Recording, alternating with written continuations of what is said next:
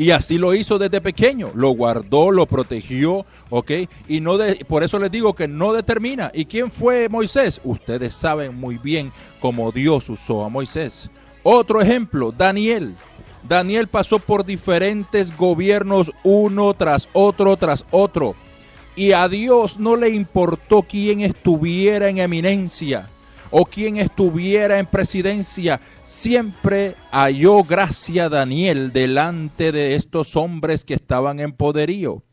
Por eso yo les digo que el que esté en eminencia, el que hayan elegido, no determina nuestra posición como cristiano, no me desvalora como cristiano. Y me da lástima y me da tristeza ver a cristianos tratando de menguar a la votación o la elección de otros cristianos. Solo porque él o ella piensan de cierta forma y solamente porque la demás gente no piensa de la misma manera que tú piensas, no quiere decir, ¿ok?, que mis valores como cristiano se han perdido. Les digo y les repito, jamás el quien esté en presidencia o en eminencia jamás va a poder luchar contra el poderío de Dios. Porque Dios es el que pone y el que quita reyes. O sea, mis valores como cristiano siguen firmes, siguen en pie. Y si Dios, ¿ok?, sabía desde el principio que este hombre iba a ser electo, ¿ok?, tú puedes expresar tu descontento, pero no trates de minimizar la fe del hermano, la fe de la hermana, con tus pensamientos simplemente porque la persona que votó no votó a favor del candidato que tú querías. Jamás un candidato presidencial me va a determinar mi condición espiritual.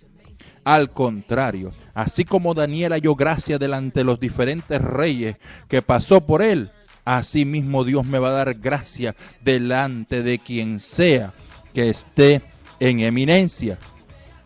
José, otro ejemplo perfecto.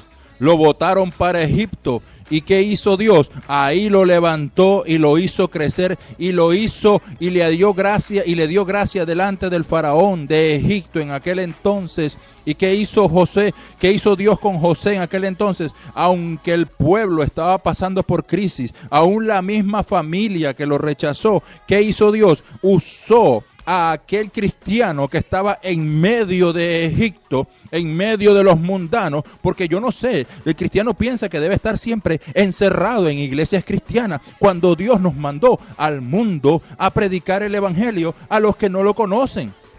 Pero es que, ¿cuál es el problema? Que estamos tan bien cómodos en las iglesias y estamos tan llenos que ya parecemos sapos y parecemos puercos llenos de conocimiento, pero no lo compartimos al mundo, que es al que tenemos que llevar el evangelio. Ay, no, porque tú estás en una fiesta mundana. Jesús estuvo en cuanta fiesta mundana que tú te puedas imaginar, mas sin embargo jamás probó vino, jamás se mezcló con ellos, jamás bailó. Eso es lo que tú no terminas de entender, que Dios no nos mandó a estar encerrados en iglesias aprendiendo y teniendo conocimiento y aprendiendo más. Oh, cuánto conocimiento de la Biblia tengo yo, ok, ¿y qué carrayo estás haciendo con ese conocimiento? ¿Qué estás haciendo con ese conocimiento que Dios te ha dado? Ah, lo tengo encerrado aquí en la iglesia. Oh, aquí estoy en la iglesia. Se los comparto con los hermanos para que los hermanos vean, wow, cuánta sabiduría Dios me ha dado. Ok, hello. Jesús dijo, ellos están en el mundo, pero te pido que los guardes del mundo. Ellos no son de este mundo. Esa fue la oración de Jesús, ¿se recuerdan? Ustedes que son intelectuales y que conocen de las escrituras. Entonces, ¿qué rayos nos pasa que ahora simplemente queremos minimizar al otro hermano por esto o aquello? Amados hermanos, a mí, en lo personal, mi casa y yo serviremos a Jehová, no importa quién esté en presidencia. Dios es el que manda en mi vida y Dios es el que determina mi destino, hacia donde yo voy a estar. Esté quien esté en presidencia, Dios me va a llevar y te va a llevar a ti, si así lo crees, a donde Él te tiene destinado a llevar. Olvidémonos de quién esté en presidencia o no. He dicho, y esto no es una campaña publicitaria, pero ¿sabe qué, hermano? Molesta, honestamente. oír a personas que tratan de minimizar a otros simplemente porque no eligieron al candidato que ellos pensaban. O no, porque mi pastor en la congregación piensa que debería haber salido fulano. Ok, ese es tu pastor. ¿Qué piensas tú como persona? Porque aparentemente la gente cuando viene a las iglesias como que les quitan el cerebro y se los ponen en una caja de guardada con candado, y ya la gente como que no puede pensar por su propia cuenta. Porque si piensas de tu propia manera, si tú aprendes a pensar por tu propia manera, inmediatamente te aíslan, te ponen a un lado porque no piensas igual que los demás. No, amado hermano, ¿qué pasó? ¿Qué pasó? Hombre, ¿dónde está el amor de Dios que profesamos dar? ¿Dónde está el perdón, como decía la canción? Óigame, salgamos de las iglesias y busquemos al perdido, que eso es lo que tenemos que estar haciendo. No estar encerrados en iglesias, recibiendo conocimiento y creciendo y engordándonos como chanchos. ¿Para qué? Para nada. Para tener ahí el conocimiento encerrado. Personas súper dotadas, tienen un don especial, están encerrados en la casa, no salen de la casa o no salen de la iglesia, de la casa a la iglesia, de la iglesia a la casa, de la iglesia, de la casa al trabajo, del trabajo a la casa, no salen de ahí, pero sí están exhibiendo su conocimiento en Facebook. ¡Wow! ¡Cuánto conocimiento! Apláudanme, yo soy el bárbaro, yo soy el ministro del evangelio. ¿Pero para qué, hijo mío? ¿Para qué tienes tanto conocimiento si lo tienes encerrado? Lo tienes guardado. Dale ese conocimiento a otro que no lo tiene. Enséñale a otro que no sabe. Pero estamos tan cómodos en donde estamos. Y simplemente con poner unas 4 letras y decirle a la gente esto y aquello, ya nos sentimos bien. Cuando Dios nos mandó a estar allá afuera, buscando al perdido, hablándole a la gente, y eso es lo que usted debe hacer, eso es lo que yo debo hacer, no estar preocupados por a quién pusieron en presidencia o no pusieron en presidencia. Eso es lo que yo voy a decir y eso es lo último que yo voy a hablar acerca de la política. No voy a decirle más nada acerca de lo mismo. Muy bien, después de esa tremenda regañada, ustedes quieren hablar de las pruebas y las tentaciones, ¿verdad? Vamos a hablar de las pruebas y las tentaciones.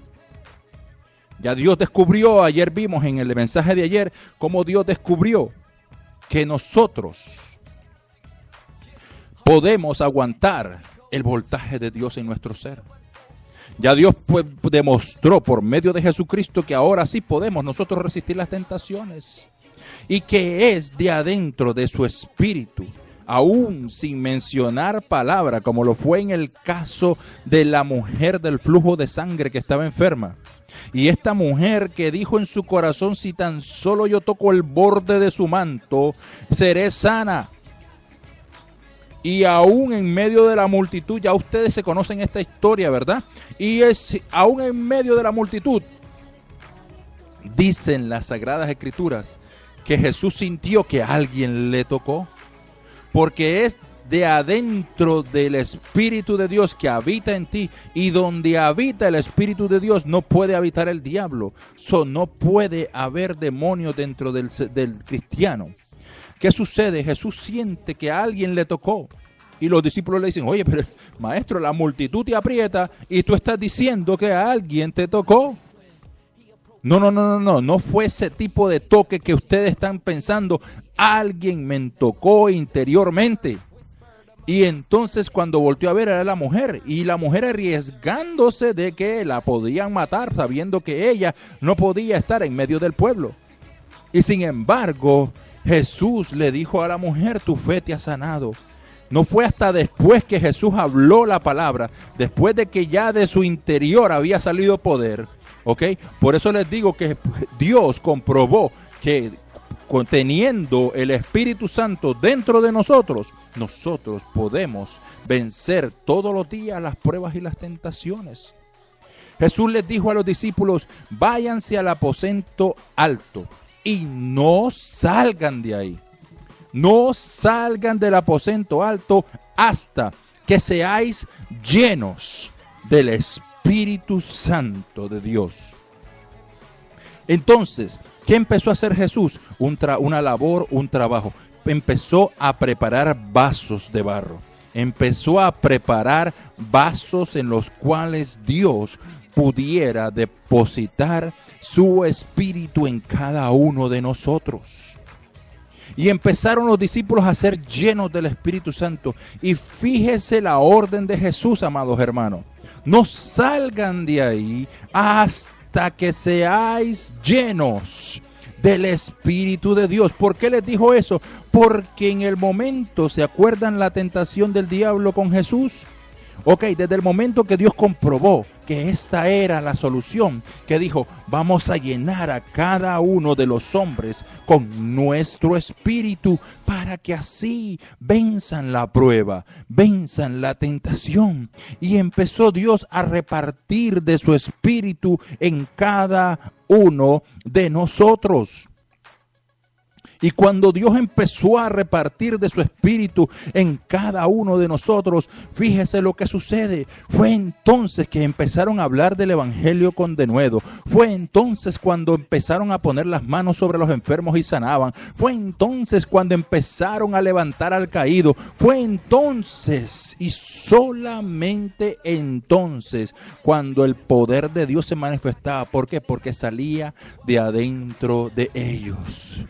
Y ir por todo el mundo y predicar el evangelio. Ahora sí, regadlo, prepararlo, llevarlo a todos lados, decirle a todo el mundo cuál es la solución, porque ahora ustedes la entienden.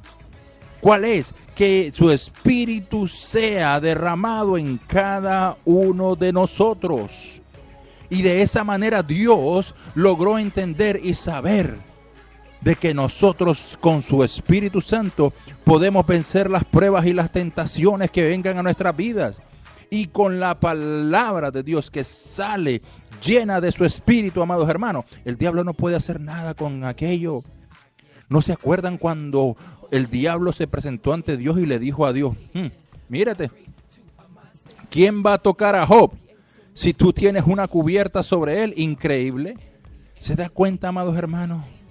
Jesús lo dijo de esta manera, permaneced en mí y si mis palabras permanecen en vosotros. Escuche el orden en que Jesús lo puso. Si permanecéis en mí primero y mis palabras permanecen en vosotros. Fíjese el orden, si permanecéis en mí. Jesús entendió una y otra vez este principio, entendió el plan de Dios, entendió lo que Dios quería hacer en la humanidad.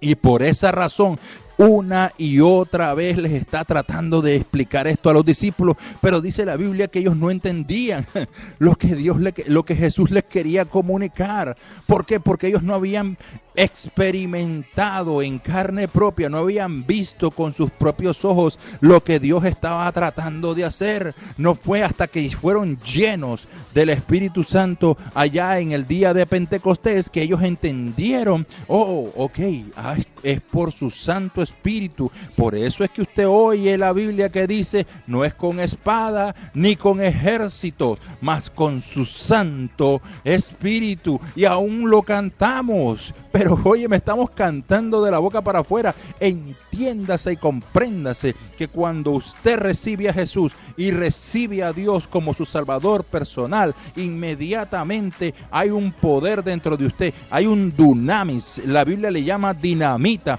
a este poder, porque es poder de Dios para salvación. Dijo Pablo de esta manera, yo no me avergüenzo del evangelio, dijo Pablo. ¿Por qué? Porque diga conmigo, es poder de Dios para salvación de todo aquel que cree. No va a venir prueba que te pueda hacer caer, no va a venir tentación que te pueda hacer caer. Si permanecemos en Dios, si permanecemos en Cristo y sus palabras permanecen en nosotros. ¿Qué dijo Jesús? Pedid todo lo que queráis y os será hecho. Pero primero tenemos que ser llenos de nuestro espíritu. ¿Y qué estamos haciendo nosotros? Pedimos primero, pero ni siquiera hemos sido llenos del Espíritu de Dios. Ni tampoco hemos sido llenos de la palabra de Dios. ¿Qué pasa? Por eso es que a veces las cosas ves que no funcionan, porque tienes que aplicarle el principio de Dios. Y hasta que usted no entienda el cómo trabaja Dios